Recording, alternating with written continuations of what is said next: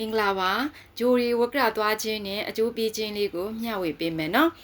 ဆိုတော့ဂျိုရီကဝက်ကရသွားတယ်ဆိုတာကျမတို့ဒီဝက်ကျသွားတယ်လို့ခေါ်နေတာကိုပဲပြောတာဖြစ်ပါတယ်မူရင်းကတက္ကတာဘာသာဝက်ကရသွားတာဖြစ်ပါတယ်ဂျိုရီလမ်းကြောင်းလွဲလျှော်ခြင်းကိုညွတ်ခြင်းလို့အဓိပ္ပာယ်ရပါတယ်အင်္ဂလိပ်လိုတော့ planetary retrograde လို့ခေါ်တာပေါ့နော်ဂျိုရီနောက်ပြန်သွားခြင်းလို့အဓိပ္ပာယ်သတ်မှတ်ကြပါတယ်တကယ်တမ်းတော့ဒီဂျိုရီကဝက်ကျသွားနေတာနောက်ပြန်သွားနေတာတော့မဟုတ်ဘူး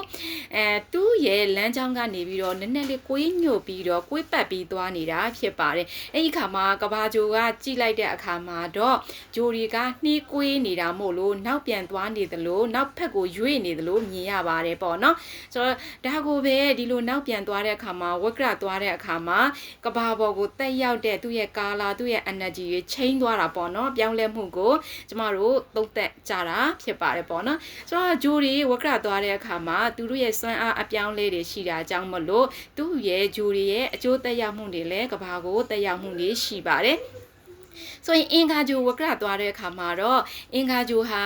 ဒီစွမ်းအားတွေပေါက်ကွဲလာပြီးတော့အညိုးတွေကနေပြီးတော့ဒေါသအဖြစ်ကိုပြောင်းပေါ့နော်ပေါက်ကွဲတာမျိုးလေးတွေမထိန်ချုပ်နိုင်မျိုးတွေဖြစ်တတ်ပါတယ်ဗုဒ္ဓဟူးဂျိုဝက်ကရသွားတဲ့အခါမှာတော့ဒီ social နဲ့ပတ်သက်တာဆက်သွယ်ရေးနဲ့ပတ်သက်တာเนาะပြီးရင်ဒီကုံသွယ်ရေးနဲ့ပတ်သက်တာစာရွက်စာတမ်းနဲ့ပတ်သက်တဲ့ကိစ္စတွေမှာပြန်လေသုံးသပ်ရတာမျိုးလေးတွေရှိတတ်ပါတယ်ကြာတပတိဂျိုဝက်ကရသွားတဲ့အခါမှာတော့ဒီဆရာသမားဟောင်းနဲ့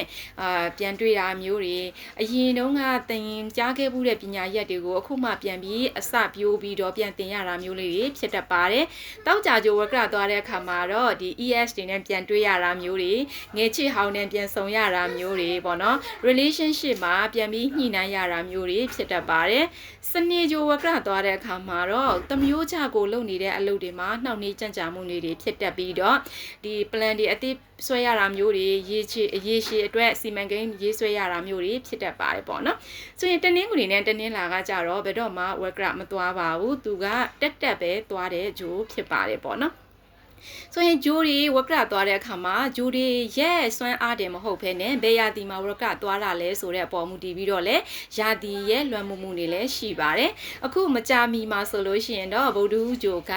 ကရကတ်ရာသီမှာဝက်ကရသွားတော့မှာဖြစ်ပါတယ်ပေါ့နော်ကရကတ်ရာသီကနေပြီးတော့သူ့ပိုင်အိမ်မေထုံဖက်ကိုဥတည်ပြီးတော့ဝက်ကရသွားမှာဖြစ်ပါတယ်ဆိုရင်ဗုဒ္ဓဟူးဂျိုရဲ့ပရိရဲ့အတိုင်းမိတ်ဆွေ